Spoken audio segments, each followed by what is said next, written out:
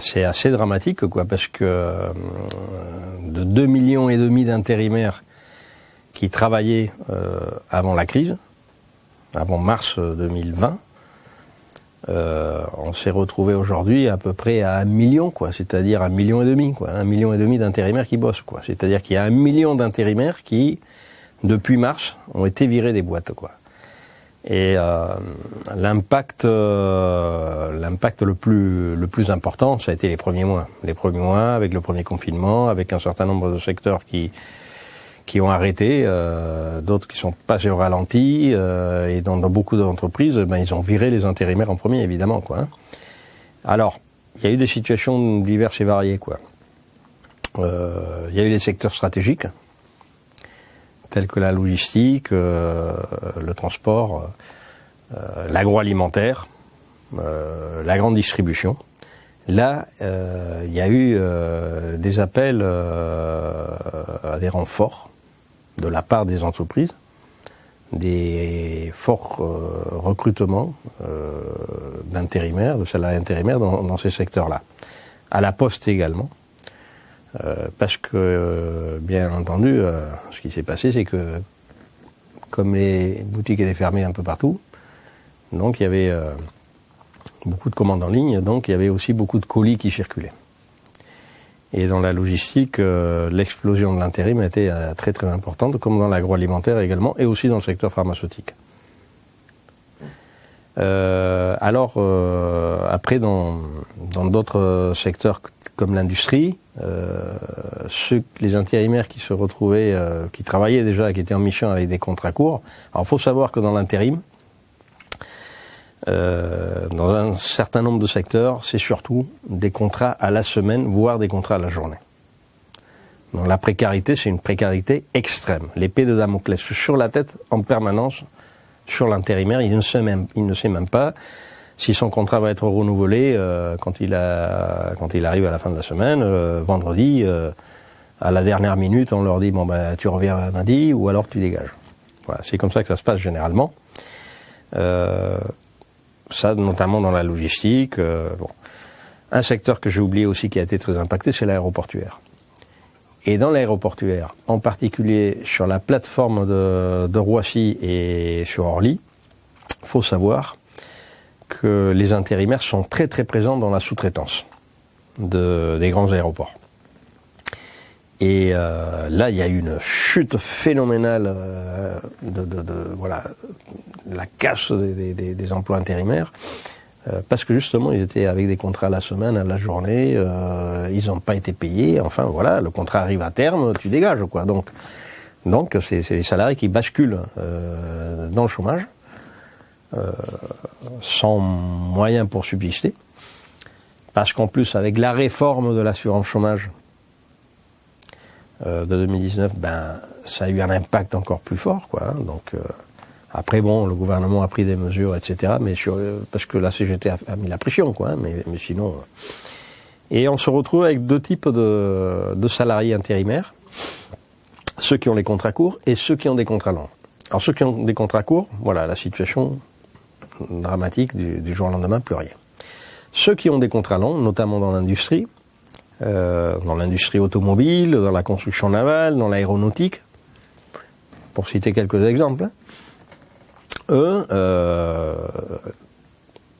ceux qui sont chez le donneur d'ordre, directement, pas dans la sous-traitance, ceux qui sont directement chez le donneur d'ordre, ils ont habituellement des contrats longs, de 4 mois, de 6 mois, voire de 8 mois, ça existe encore. Depuis des années, ça existe encore. Ces salariés-là, soit ils sont passés en chômage partiel,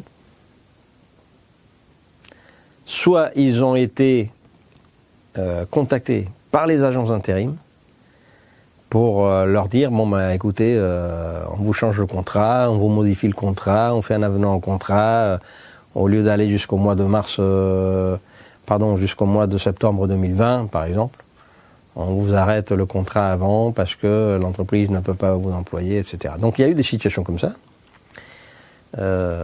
avec des intérimaires qui connaissaient pas leurs droits et qui ont été victimes de ces pratiques crapuleuse, quoi. On leur casse le contrat, alors que la loi, elle est claire là-dessus. Le Code du travail précise bien qu'un intérimaire qui subit une rupture anticipée de contrat doit être rémunéré jusqu'au dernier jour du contrat. C'est l'agence qui doit le rémunérer. Ou alors lui fournir, dans les 3 jours, une nouvelle mission avec la même qualification, dans un espace géographique similaire, etc. Bon. Ça, il y a beaucoup d'entreprises d'intérim qui n'ont pas joué le jeu, qui n'ont pas respecté le Code du travail, et ils ont mis la pression sur les intérimaires pour leur dire, bon voilà, il n'y a pas de boulot, vous arrêtez, voilà, on est obligé d'arrêter votre contrat, alors que peut-être ils avaient encore 3 à 4 mois de contrat devant eux, quoi. Hein. Donc ça c'est de l'arnaque. Ça c'est du vol. Beaucoup d'intérimaires ont même signé des papiers acceptant ces conditions-là. Donc voilà ces pratiques qui ont fortement existé durant les 3 premiers mois du Covid. Quoi. Et là, depuis, ça remonte un peu, je présume. Alors, il y a des secteurs là que ça a repris cet été, dans le BTP évidemment, mais pas que. Il y a une augmentation de l'intérim un peu partout. Mais en même temps, il ne faut pas oublier que les gros donneurs d'ordre cuisinent leur stratégie pour presser le citron et jeter la peau. Et c'est le cas qu'on voit chez PSA dans l'automobile. Pour citer PSA comme exemple, PSA à Rennes, au mois de juillet, ils avaient fait appel. Alors déjà, ils avaient viré 500 intérimaires en mois de mars, au mois d'avril. Ils les rappellent au mois de juin-juillet. Donc ils reprennent le travail sur les lignes. Et durant toute cette période-là, ils reprennent le travail, durant tout l'été, jusqu'à maintenant, PSA va leur mettre une pression phénoménale, avec des heures supplémentaires à tire-larigot, avec obligation de travailler le samedi, en plus des heures supplémentaires pas toujours payées, des conditions de travail de merde, parce qu'en plein été, sous la chaleur, avec le masque, parce qu'il faut porter le masque, dans des conditions qui sont des rythmes et des cadences très difficiles à tenir. Donc on arrive au mois d'octobre et novembre, et la direction de PSA annonce on devra arrêter 400-500 intérimaires, et à partir de novembre on commence à les dégager. Voilà les pratiques de PSA. Le jeu de yo-yo, quoi. C'est toujours le jeu de yo-yo auquel l'industrie automobile nous a habitués depuis des années, quoi. Sauf que là, dans la période de crise sanitaire et dans la période de crise économique, c'est-à-dire que ces grands donneurs d'ordre de l'automobile, ils profitent à fond du travail précaire. Non seulement ils ne titularisent pas en CDI, mais en plus, on utilise les intérimaires pour leur mettre une pression phénoménale, pour presser le citron, jeter la peau, les renvoyer à Pôle emploi, avec les conditions qu'on connaît derrière. Des conditions de survie pour beaucoup d'entre eux. Et pas que dans l'automobile. C'est exactement pareil à la Poste. Les intérimaires qui travaillent à la Poste, qu'ils soient en CDI intérimaire ou en intérim classique, c'est pareil. Situation hallucinante, avec des conditions de travail de merde, avec des véhicules parfois qui ne fonctionnent pas bien ou qui ne garantissent pas les conditions de sécurité, des véhicules qui ne sont pas au top en matière de sécurité. C'est-à-dire qu'ils doivent rouler en plus avec une direction qui est ballante, avec des colis sur le siège copilote, avec un entassement de colis, avec des heures supplémentaires aussi très très importantes. Bon. Alors qu'à la Poste, il existe un besoin très très élevé de titularisation, de CDIsation. Pourquoi ? Parce que les agents de la Poste, ils sont déjà voilà, dépassés par le travail, quoi. C'est-à-dire il y a une surcharge de travail telle qu'ils n'arrivent même pas à assurer la bonne distribution du courrier, parce qu'il faut quand même des compétences pour ça. C'est pas, voilà, t'arrives et tu vas trier le courrier, non. Il y a quand même des formations à suivre, des compétences à acquérir. Donc, c'est ce qui se passe, c'est que les intérimaires qui arrivent, très souvent ils ne sont pas formés, ils vont rester plusieurs mois, voire plusieurs années, sur des postes vacants. Alors je cite la Poste comme exemple, mais il n'y a pas que. Il y a tous les secteurs d'activité sont frappés aujourd'hui par la précarité. Et cette précarité, qui est en fait un mode de gestion des effectifs, pour pouvoir virer les salariés quand ça leur convient et pouvoir tirer les salaires vers le bas, payer au SMIC. Ça, on le voit, par exemple, dans des secteurs industriels, dans la métallurgie, par exemple. Les salariés qui travaillent dans la métallurgie, généralement, doivent être des salariés compétents avec des qualifications et des savoir-faire. Chaudronnier, tuyauteur, soudeur, tourneur-fraiseur, bon. Qu'est-ce qu'on constate ? On constate que depuis ces dernières années, en matière d'acquisition de compétences et de qualifications, les boîtes d'intérim forment les salariés qui vont entrer dans ces secteurs-là sur des durées très courtes. 300 heures, 400 heures maximum. Il y a un problème. Un tourneur ou un fraiseur, tu ne le formes pas en 3 mois. Quand ils doivent usiner des pièces assez complexes, il ne s'agit pas d'appuyer sur un bouton pour être tourneur. Non, non, il faut suivre un cursus de formation quand même assez solide. Je crois qu'il faut au moins 7-8 mois pour être tourneur ou fraiseur. Pareil pour les soudeurs. Il faut 6 mois, il faut connaître son poste à souder, il faut savoir les incidences, comment intervenir sur son poste, savoir lire un plan, enfin il y a un certain nombre de... Et bien tout ça c'est en train de se perdre. Et donc les patrons, qu'est-ce qu'ils veulent ? Des ouvriers qu'on peut prendre et jeter à n'importe quel moment. Des ouvriers qui appuient sur un bouton et qui savent seulement appuyer sur un bouton, mais pas avoir des connaissances pleines sur le métier. Et tout ça, ça a un impact sur le salarié lui-même parce qu'il n'est plus autonome sur son lieu de travail. Il n'a pas la maîtrise qu'il devrait posséder pour pouvoir travailler partout et dans les meilleures conditions.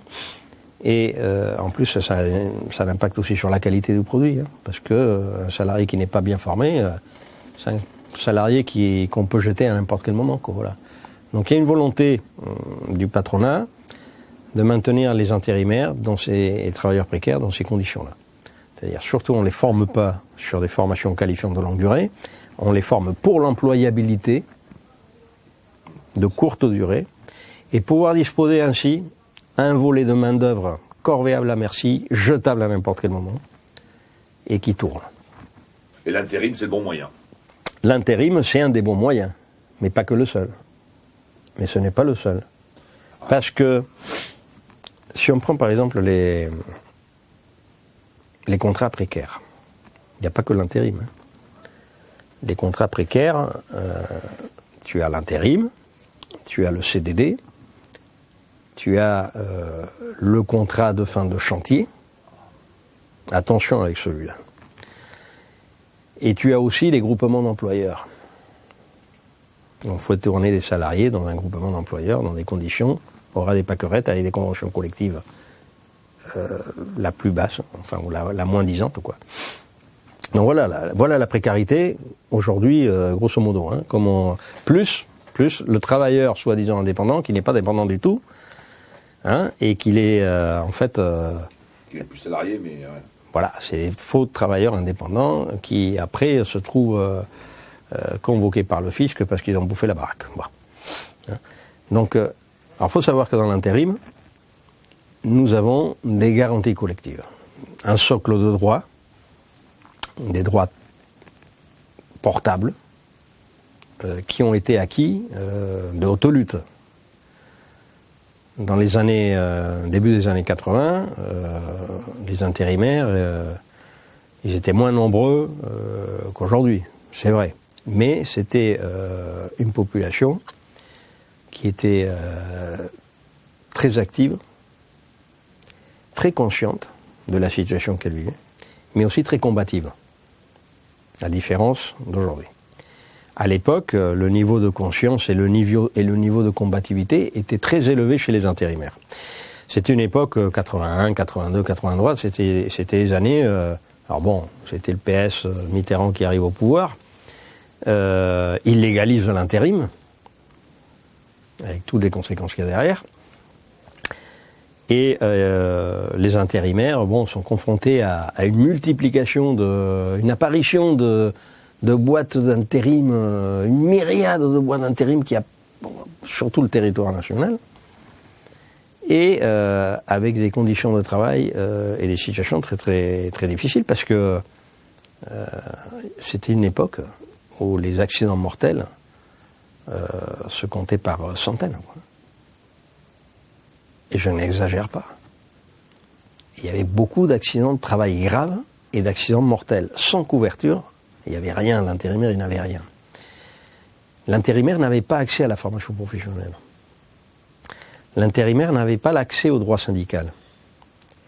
Donc, les premières années de l'intérim, enfin, en tout cas, les années 80, les intérimaires vont s'organiser dans différentes entreprises, collectivement, sur les chantiers où ils travaillent, sur Cherbourg, sur Bordeaux, en région parisienne, en particulier sur les questions de conditions de travail, de questions de salaire. Il va y avoir des grèves. Et à l'époque, la CGT était déjà présente dans l'intérim, notamment chez Manpower. Et le syndicat national des salariés des entreprises de travail temporaire, CGT, c'était ainsi qu'il s'appelait à l'époque, va faire un appel à la grève dans différentes entreprises pour que les intérimaires se mettent en lutte pour conquérir des droits. Et c'est ainsi qu'en 83, les intérimaires arrachent, par la lutte, la possibilité d'avoir un OPCA de branche, un organisme paritaire collecteur agréé, pour gérer les fonds de la formation professionnelle, ce qui va déboucher au congé individuel de formation. Parce que les intérimaires, ils n'avaient pas droit au congé individuel de formation. Donc là, ils obtiennent le congé individuel de formation, c'est-à-dire un dispositif très populaire, qui va devenir très populaire chez les intérimaires, parce que ce dispositif permettait aux salariés intérimaires qui avaient un certain nombre d'heures de mission d'ancienneté dans la branche, dans l'intérim, quelle que soit la branche d'intérim, d'accéder à une formation de leur choix, pas au choix de l'entreprise, non, au choix de l'intérimaire, sur une durée plus ou moins longue, ça pouvait aller 6 mois, 1 an, tout en étant rémunéré par la dernière boîte d'intérim pour laquelle il avait travaillé, sur la base de son dernier taux horaire. Et ça comptait aussi pour les ACDIC, ça comptait, voilà. C'est-à-dire que tu avais un contrat de mission-formation. Ce dispositif-là, comme je disais, il était très populaire. Il a été supprimé avec la dernière réforme de la formation professionnelle, donc il y a 2 ans. C'est un dispositif qui a été arraché par la lutte. Mais il n'y a pas eu que celui-là. Il y a eu d'autres protections, d'autres garanties, le droit syndical, 1984. Les intérimaires peuvent s'organiser dans leur boîte d'intérim, et ils peuvent se présenter aux élections professionnelles dans leur boîte d'intérim et mettre la main sur la gestion du comité d'entreprise, à l'époque, du CSE, Comité social et économique aujourd'hui, mais surtout ça leur permettait d'avoir un droit de regard sur la gestion de l'entreprise, sur la formation professionnelle, sur la santé et la sécurité au travail à travers les CHSCT.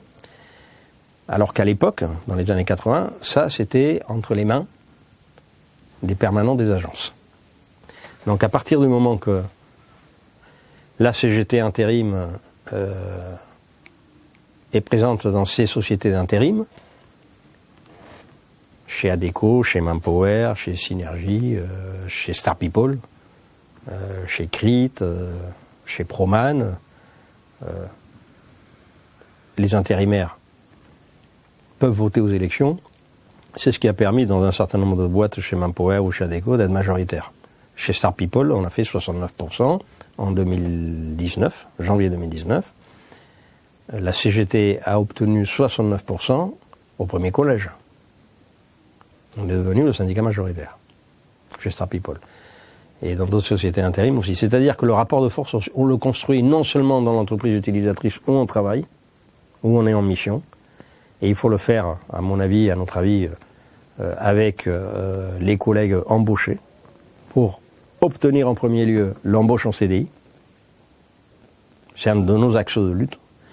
Et le deuxième axe de lutte, c'est obtenir l'égalité de traitement entre intérimaires et embauchés. Ça veut dire quoi, l'égalité de traitement ? L'égalité de traitement est prévue par le Code du travail. C'est-à-dire qu'un intérimaire qui arrive dans une entreprise utilisatrice, il doit bénéficier des mêmes droits qui existent dans l'entreprise utilisatrice pour les embaucher. S'il existe un 13e mois, l'intérimaire doit bénéficier du 13e mois. S'il existe un panier repas, l'intérimaire doit bénéficier du panier repas. Les grands déplacements, c'est exactement pareil. Les différentes primes, sauf la prime d'intéressement et la participation au bénéfice, ça c'est dans la boîte d'intérim. Mais pour toutes les autres primes, ça doit être le cas. Et justement, c'est un deuxième axe de lutte, garantir les mêmes droits pour tous sur le même lieu de travail. Et pendant la période de la crise sanitaire, on a vécu des situations ahurissantes, quoi. C'est-à-dire ces discriminations-là sur l'égalité de traitement. Les infirmières, les aides-soignantes intérimaires n'ont pas eu droit à la prime, alors que les embauchés, ils l'ont eu. Donc cette discrimination crapuleuse est même organisée par le ministère de la Santé, parce qu'il a même écrit sur une note. L'ANS, la RS, sur différentes régions, ils l'ont validé. On discrimine officiellement les intérimaires. Donc on voit bien que nous sommes dans ce paysage du monde du travail avec des salariés de première et de seconde catégorie. Voulus par le patronat, soutenus par le gouvernement, par les gouvernements successifs, pas seulement celui-là, ceux qui étaient avant celui-là ont participé de la casse des droits sociaux des intérimaires et des salariés et des chômeurs de ce pays. Hein ? Donc, voilà. On arrête. Ça, tu coupes, ce temps... Tu...